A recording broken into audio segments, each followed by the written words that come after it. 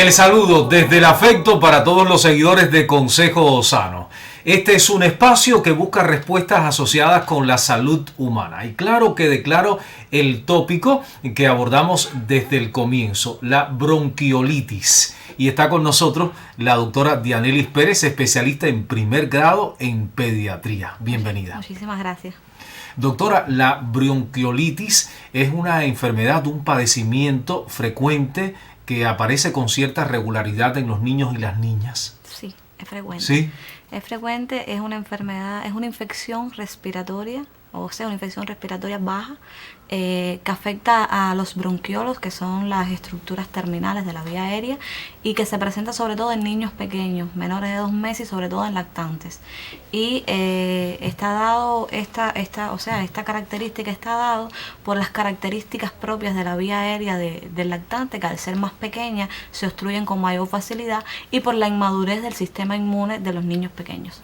Usted habló de infección respiratoria baja. Sí. Eso tiene que ver con el lugar donde aparecen los bronquiolos. Sí, las infecciones respiratorias agudas se clasifican en altas o bajas, en dependencia de las estructuras que se afecten. En el caso de la bronquiolitis es una infección respiratoria aguda baja, porque lo que se ve afectado son los bronquiolos. Los bronquiolos. Identifiquemos a los bronquiolos de los bronquios, doctora, que a veces los términos tienden a confundir un tanto. No son las mismas estructuras. O sea, los bronquios son estructuras más gruesas que aparecen antes en la vía aérea. Estas son las finales, las terminales. Esta infección respiratoria que puede mostrarse grave en niños muy pequeños, ¿cuáles son las causas que la provocan? ¿Puede ser un virus, una bacteria? ¿Nos cuenta? El mayor porcentaje de esta patología es provocada por virus. Dentro de ellos, el más frecuente es el virus sincitial respiratorio, que provoca entre el 70 y el 90% de los casos de bronquiolitis. Existen otros virus, como son los parainfluenza 1 y 3, influenza A, adenovirus, que son capaces también de desencadenar un cuadro de bronquiolitis. Pero el fundamental es el virus sincitial respiratorio. Y ataca los bronquiolos. ¿Qué función tienen? Vamos a profundizar un poquito más en los bronquiolos, la función que tienen en el aparato respiratorio. Pues garantizan el flujo de aire. Sí. ¿Ya? Y lo que pasa en la bronquiolitis es que estos bronquiolos se ven inflamados, irritados, con un aumento en la secreción mucosa a ese nivel que obstruye la vía o sea, interfiere el flujo de aire correctamente. Y se manifiestan como un cuadro obstructivo. Ya. Que no necesariamente puede transitar hacia crónico, es temporal. No, esto es agudo. Agudo. Estas son infecciones agudas. Doctora, usted hablaba ahorita del riesgo que se corre con un menor, digamos de 6 meses, un menor de 1 año de edad, porque sobre todo el organismo no tiene la madurez suficiente para afrontar el padecimiento. Es lo que pasa. El sistema inmune del niño pequeño es un sistema inmune que está aprendiendo, o sea, que se está enfrentando a gérmenes para crear una memoria inmunológica y ser capaz de defenderse ante ellos. Los niños, mientras más pequeños, menos experiencia tienen, o sea, menos contacto han tenido con estos gérmenes, y por ende la primera respuesta de ellos ante estas infecciones es más severa que en un niño más grande, quizás, que ya ha tenido una infección previa, y por ende el cuadro es, más ligero. De manera que el niño o la niña está descubriendo el mundo, y en ese proceso, cuando aparece una enfermedad de este tipo, puede ser muy riesgosa. Claro. Ahí está también. Entonces, súmele a esto que pueda tener algún factor de riesgo que empeore la situación, como es el caso del pretérmino, que el niño pretérmino no adquiere una inmunidad que es capaz de enviar la madre por vía transplacentaria al feto, que ocurre en las últimas semanas de gestación. Si el niño nace antes de llegar a fin su gestación, claro está que esta inmunidad no le va a llegar, y entonces lo hace más propenso a presentar esta bronquiolitis y a presentar cuadros más severos de bronquiolitis. Otro sería, la lactancia materna, porque a través de la lactancia materna, insisto en la lactancia materna que es tan fundamental, la madre envía una serie de anticuerpos al niño que lo hacen defenderse ante este virus en especial. El bebé pretérmino es el que nace antes de que concluya el periodo de gestación. Sí, antes de las 37 semanas. Que es el que facilita que el menor venga al mundo ya con cierta madurez.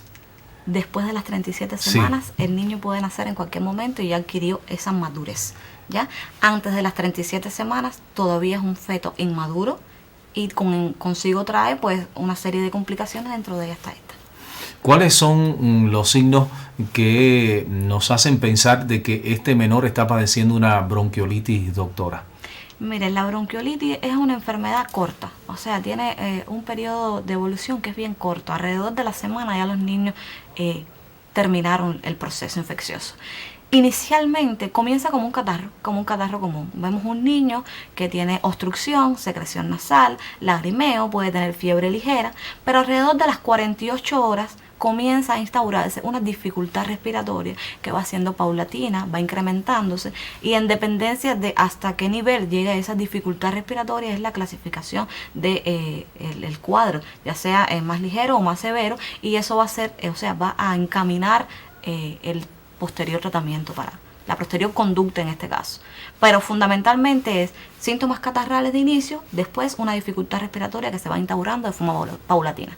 El hecho de que tenga un periodo de vida, la bronquiolitis breve, un periodo breve, hace de que los riesgos no sean tan, digamos, graves para el menor, ¿o sí? No, de hecho la bronquiolitis es un problema de salud bien serio, ¿sí?, que trae consigo bastantes complicaciones. Lo que pasa es que el que evoluciona bien, evoluciona en corto tiempo. Esto trae complicaciones como todas las enfermedades, que dependen mucho del sistema inmunológico del niño, de la respuesta ante la agresión y del correcto manejo, no, de la enfermedad. Pero que sea corta no quiere decir que sea insignificante. O sea, claro, ella dura poco, pero puede ser capaz de provocar la muerte de un niño. Nos ofreció la respuesta que estábamos buscando, doctora. Hablaba usted del bebé pretérmino, que puede ser una razón de peso para que después aparezca una bronquiolitis, porque el niño todavía no tiene un organismo del todo maduro para afrontar la vida, para esos descubrimientos. Y habló también de la lactancia materna. ¿Hay que retirarla en el periodo en que el niño está enfermo de bronquiolitis porque no puede respirar bien? Nunca se retira la lactancia materna. Siempre que el niño pueda tomar el pecho, se le da lactancia materna. Incluso en circunstancias como esa. Sí, hay circunstancias en las que es imposible que el niño lacte. Claro. O sea, vamos a poner un ejemplo, un niño que esté ventilado en una terapia intensiva porque tuvo un desenlace más grave de la enfermedad, se sigue alimentando con lactancia materna mediante una sonda Levin, la madre se extrae la leche y se le sigue dando. Los pediatras abogamos porque la lactancia materna sea el alimento exclusivo para los niños hasta los 6 meses de edad y no la retiramos a no ser que sea estrictamente necesaria. Ante el diagnóstico de la bronquiolitis, doctora, ¿el niño debe ser ingresado, debe ser internado? Los lactantes deben ser hospitalizados, sobre todo los lactantes menores de 6 meses y todos aquellos lactantes que tengan factores de riesgo como estos de los que hablamos, que no son solo eso. O sea, los factores de riesgo no solo dependen del niño, también depende de la familia en la que viva ese niño, o sea, del medio familiar, porque vamos a suponer que sea un niño que vive en una zona distante de las instituciones de salud, pero que además sea hijo de una madre adolescente, pero que además las condiciones socioeconómicas en el hogar no garanticen un seguimiento adecuado, con una hidratación adecuada de ese bebé. Esos son factores de riesgo también a tener en cuenta. No sé, que hayan miembros de la familia que sean fumadores. Cuando uno va a manejar estas patologías, el interrogatorio debe ser bien amplio porque tiene que evaluar muchísimos aspectos que no solo dependen del niño, también depende del medio familiar en que se desarrolla el infante. Claro, incluso buscando la responsabilidad parental, claro, ¿verdad? La madurez de esa familia para asumir el reto de cuidar, de proteger al bebé. Un niño mayor de 1 año con bronquiolitis que vive vamos a ponerlo cerca en la del zona hospital, urbana. Vamos a poner cerca del hospital pediátrico, que vive en Guanajay, con una familia funcional, con una madre preparada para enfrentar esta situación, a un niño que viva, no sé, en la zona del campo, con una madre adolescente, que el padre sea fumador. ¿Entiendes? Claro. Eso son factores de peso que hacen al pediatra tomar una u otra conducta. Y hasta allí llega la exploración que ustedes hacen de la situación, claro, que rodea a ese menor. Hacemos la pausa, doctora. Usted sabe, hacemos un corte breve y regresamos más tarde para seguir conversando sobre este asunto en Consejo Sano.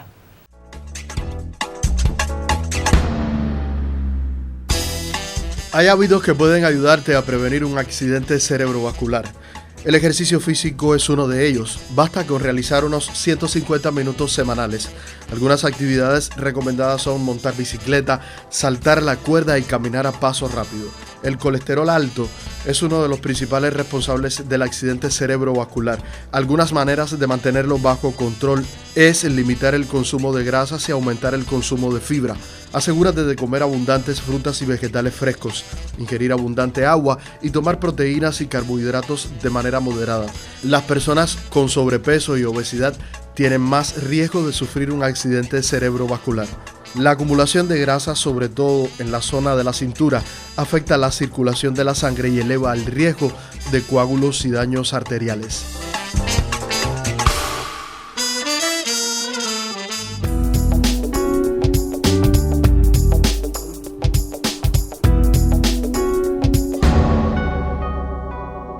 Momento para regresar y retomar el diálogo con la doctora Dianelis Pérez, lo reitero, especialista en primer grado en pediatría. Doctora, hay algunos padres que hablan de una especie de silbido que el niño expresa o manifiesta cuando afronta situaciones respiratorias en la bronquiolitis. Eso no siempre es así. Ese silbido al que se refieren es la sibilancia, que es algo fundamental en la bronquiolitis. Habíamos hablado de la dificultad respiratoria, pero la dificultad respiratoria se acompaña de la presencia de sibilantes a la auscultación del menor.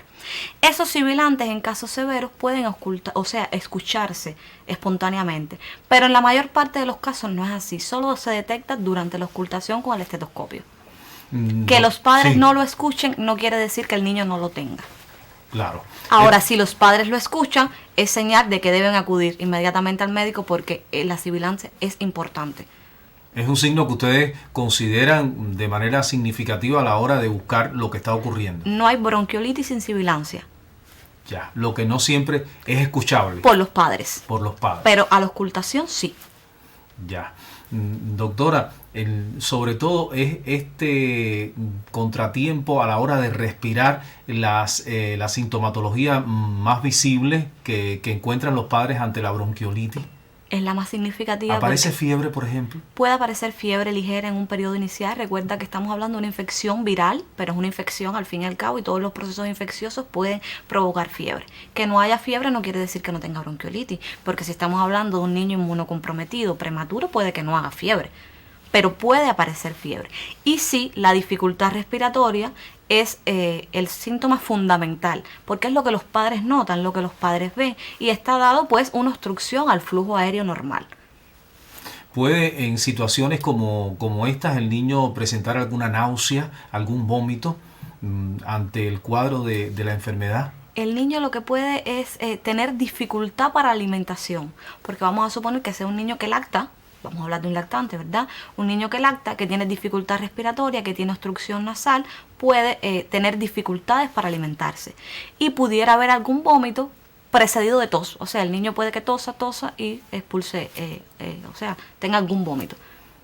¿Ustedes utilizan algún examen, alguna prueba en especial para hacer el diagnóstico? Porque todos estos padecimientos respiratorios a veces tienden a confundir, son tantos, diría yo, después que he conversado con numerosos médicos aquí, y encontrar el diagnóstico puede ser complejo o es fácil en el caso de la bronquiolitis. Los exámenes complementarios no van a ser tan esclarecedores como en otras patologías. Muchas veces simplemente con el cuadro clínico y el antecedente de estar en epidemias, porque el problema es que esta enfermedad no son casos aislados, es contagiosa y por ende aparecen brotes, epidemias, y el antecedente epidemiológico de estar en epidemia de bronquiolitis más el cuadro clínico, usted ya tiene conformado el diagnóstico.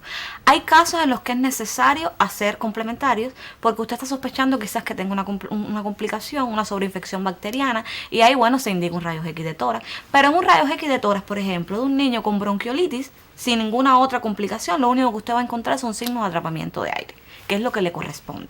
En un ejemplo, en una analítica sanguínea, en un leucograma, usted puede encontrar un leucograma ligeramente movido, pero que habla a favor de una infección viral. O sea, no es tan necesario realizar complementarios a no ser que el cuadro así lo amerite. De lo contrario, con el diagnóstico clínico fundamental. ¿La bronquiolitis, doctora, puede ser transmitida de un adulto en la familia al menor? Porque hablábamos ahorita de que la causa fundamental es un virus. El virus sincitial respiratorio puede afectar a muchísimas personas y no todos desarrollan bronquiolitis. Durante las epidemias de bronquiolitis, el virus sincitial respiratorio es capaz de infectar a un sinnúmero de personas, pero de esas personas solo un 35%, sobre todo en este grupo etario, desarrollan la bronquiolitis. Puede un paciente adulto tener un catarro por un virus sincitial respiratorio, transmitirle el virus al niño y el niño desarrollar una bronquiolitis. Ya, el niño, digamos que está en una situación de desventaja en relación con la aparición de la enfermedad. Lamentablemente sí. Claro, por las razones que usted ha explicado en el transcurso del programa. De manera que hay que evitar, digamos, besar en demasía al menor, ¿verdad? Siempre que haya una persona con síntomas respiratorios en el hogar, debe extremar las medidas con los menores. Para evitar la transmisión de estas y otros padecimientos. Y casi todas las enfermedades respiratorias. De manera inmediata, cuando ya está claro el diagnóstico, doctora, ¿cuál es el proceder de los facultativos ante el padecimiento? Se hospitalizan los menores de 1 año. Sí. Y sobre todo los menores de 1 año con factores de riesgo que ya habíamos hablado. El tratamiento se basa fundamentalmente en medidas generales, garantizar una adecuada hidratación y oxigenoterapia. Nada más. ¿En qué consiste la oxigenoterapia, doctora? Administración de oxígeno al bebé. Administración de oxígeno por catéter nasal. De manera permanente. Eso depende de la intensidad de la bronquiolitis, porque puede ser intermitente el uso del oxígeno o permanente si así lo lleva. Es decir, esta terapia con oxígeno también hidratar al bebé mediante agua. Leche de pecho. Leche materna. En casos de niños que se dificulte la alimentación y demás y puedan llegar a una deshidratación, pudiera ser parenteral, pero lo fundamental es el pecho. La lactancia materna tiene algo, y yo sigo con la lactancia materna porque es que me encanta. Es que lleva todo el peso de las respuestas que usted ofrece. Cuando una madre empieza a amamantar a su bebé, los primeros minutos de la lactancia materna es prácticamente agua lo que le está pasando al bebé. Agua para saciar la sed del niño. Por eso es que cuando el niño está con pecho exclusivo no es necesario ni tan siquiera darle agua. Y después que vienen los aportes, los nutrientes que necesita el niño. Entonces, con lactancia materna a libre demanda, logra una hidratación adecuada si el niño es capaz de tomarla. ¿Mencionó usted algún medicamento para la bronquiolitis en los menores de 1 año? No, oxigenoterapia. El tratamiento farmacológico, o sea, con medicamentos como tal, se usa si existe una coinfección o una sobreinfección bacteriana. Estamos hablando, no sé, quizás de una neumonía, que sí se usa antibiótico. O en algunos autores hablan de una prueba diagnóstica. O sea, vamos a tener en cuenta que la bronquiolitis es muy similar a una crisis de asma. Y hay niños que tienen un antecedente importante familiar de asma bronquial que llegan a un cuerpo de guardia con un cuadro de bronquiolitis. Usted, o sea, el facultativo, puede indicar aerosoles con broncodilatadores que lo que van a hacer es abrir ese bronquio, ese bronquiolo que ya está cerrado, o sea, que está inflamado, y con esteroides a ver que son antiinflamatorios, o sea, disminuir la inflamación y abrir esa estructura que hay broncoconstricción. Si el niño ofrece respuesta a ese tratamiento y tiene un índice predictivo de asma bronquial positiva, o sea, que tiene una carga genética importante de asma bronquial, usted puede seguir el tratamiento. Pero en los casos que no es así, no, solo oxígeno. De manera que podríamos pensar en un niño asmático en el futuro a partir de un cuadro de bronquiolitis cuando solo tenía 4 o 3 meses o menos de edad. Lo que pasa es que la bronquiolitis, el cuadro clínico es prácticamente el mismo de una crisis de asma. Está en si ese niño tiene los antecedentes y si esa crisis continúa repitiendo. Pero entonces, ¿tiene lógica pensar en un niño asmático a partir, digamos, de una predisposición genética? Sí, claro. O sea, en un primer episodio de bronquiolitis puede ser una primera crisis de asma en el niño pequeño. Vamos a hacer, doctora, otro corte en el programa, recesamos por muy breve tiempo y de inmediato estamos aquí en Consejo Sano para seguir hablando de la bronquiolitis. Ahora mismo hay familias en toda la geografía de Artemisa que están en sintonía con el espacio, con certeza.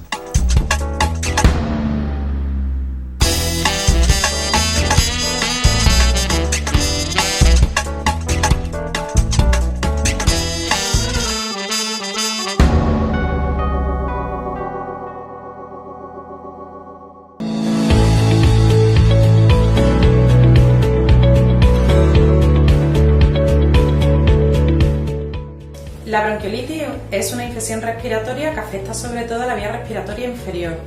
Los niños más susceptibles de padecerla son aquellos menores de 2 años.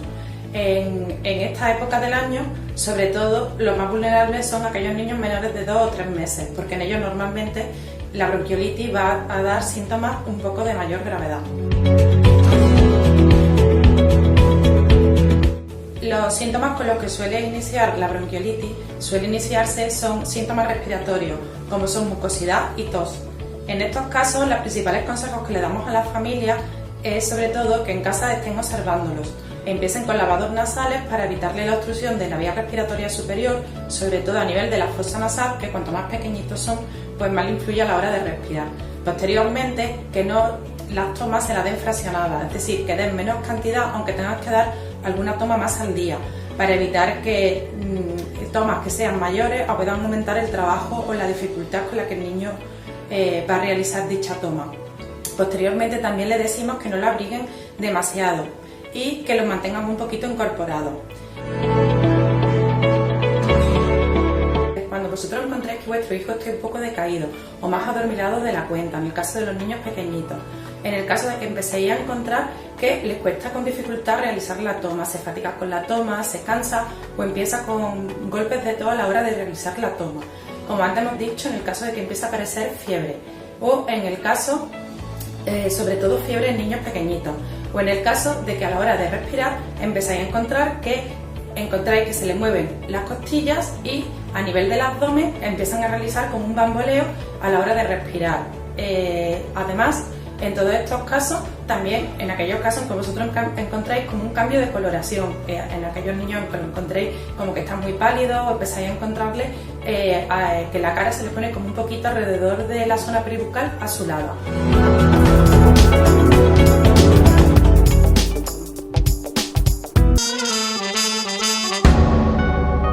Estamos de vuelta, se mantiene con nosotros la doctora Dianelis. Doctora, ¿es algo que puede repetirse? Hablamos de la bronquiolitis en los menores que ya lo padecieron en algún momento. Sí, puede repetirse.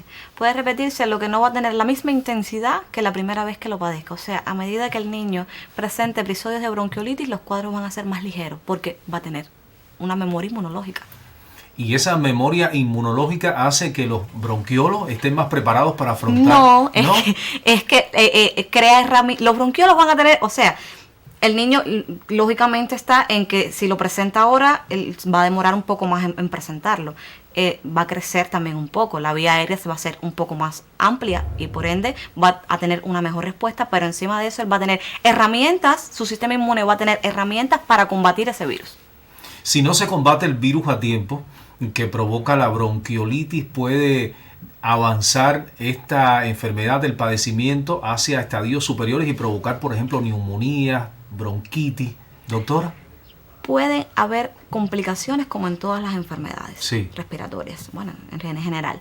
En el lactante, pues, o sea, en el niño con bronquiolitis puede haber una infección bacteriana añadida al cuadro viral que ella trae y puede provocar una neumonía, una bronconeumonía. También puede ser una bronconeumonía o una neumonía de etiología viral. Pueden haber atelectasias por el mismo obstrucción del flujo aéreo. El niño puede tener dificultades para la alimentación y por ende puede bajar un poco de peso. Las complicaciones existen, puede provocar una insuficiencia respiratoria y que sea necesario llevar al paciente a una unidad de cuidados intensivos, puede llegar a necesitar incluso una ventilación mecánica. Y no está tanto dado por la detección a tiempo, sino como la evolución de la enfermedad. Recuerde que el tratamiento del que hemos hablado es más bien sintomático, es oxigenoterapia y no frena la evolución. Lo que hace es que el niño esté más preparado, o sea, en un medio mejor para transcurrir por el curso de la enfermedad. De manera que si llega la bronquiolitis, ella misma pues va a expresarse en la magnitud en que lo hace y desaparecerá en un periodo de una semana más o menos. Aproximadamente. No podemos, digamos, detener ese proceso. Lo que podemos es evitar las complicaciones con la administración de oxígeno suplementario y hacer que al niño le sea más cómodo transitar por la enfermedad. Recuerda que provoca una dificultad respiratoria y esta dificultad respiratoria, bueno, no es sano que la pase sin las medidas médicas necesarias. De acuerdo a las estadísticas, de acuerdo a su experiencia, doctora, como profesional, regularmente el niño sale airoso o la niña de una bronquiolitis, aunque puede en algunos casos incluso fallecer. En nuestro medio, Sí. sí. La mayor parte evoluciona satisfactoriamente, pero hay un número de niños que no es así, que ya volvemos a los factores de riesgo. Los niños con factores de riesgo, los niños mientras más pequeñitos, más posibilidades de presentar complicaciones, incluso hasta un desenlace fatal, sobre todo en el curso de las epidemias, que es donde se presenta. Cuando usted habla de los factores de riesgo, yo estoy pensando incluso en los ambientales. Hay También. padres y madres fumadores. Hay ambientes, digamos, hogareños donde el tabaquismo, digamos, tiene peso. Y eso es un riesgo, un factor de riesgo Eso importante. es un factor de riesgo también. Y no siempre se tiene el cuidado y la conciencia de lo que pueden provocar. Ajá, los padres creen que porque fuman fuera de la habitación ya erradicaron el problema. No es así, porque la nicotina se queda impregnada en las ropas, se queda impregnada en la piel, se queda impregnada en el pelo, en las uñas, y cuando usted toca al bebé, o sea, la transmite hacia él, y esto tiene un efecto negativo en la salud del bebé. Incluso ese efecto puede también ser negativo si el bebé en el periodo de gestación tuvo una madre fumadora. Claro, la madre fumadora también es un factor de riesgo para que el niño sea pretérmino, sea bajo peso, ¿entiendes? Eso es una cadena. El tabaquismo no es bueno a ninguna edad. Claro. En la embarazada y en el niño pequeño, peor aún. Doctora, y si le pregunto sobre algún tratamiento natural de medicina china, por llamarle de algún modo, el uso de la medicina verde en el caso de la bronquiolitis, ¿qué cree usted? ¿No la recomienda? No, el problema es que en el niño menor, o sea, en el lactante no se usa medicina natural y tradicional. No, en No, ningún caso. no. De manera que usted no lo recomienda en ninguna circunstancia. No. Asistir a las instituciones de salud y ahí le brindarán la información necesaria y le establecerán un plan para el seguimiento de esta patología. Pues muchísimas gracias, doctora, por estar con nosotros en Consejo Sano hoy. Ya sabe que es una permanente invitada al espacio Gracias por la invitación. para seguir conversando sobre estos asuntos vinculados con la salud, sobre todo de niños y niñas. Y de esta manera cerramos el espacio, siempre con el deseo de regresar dentro de 7 días para compartir, como es habitual, otro Consejo Sano.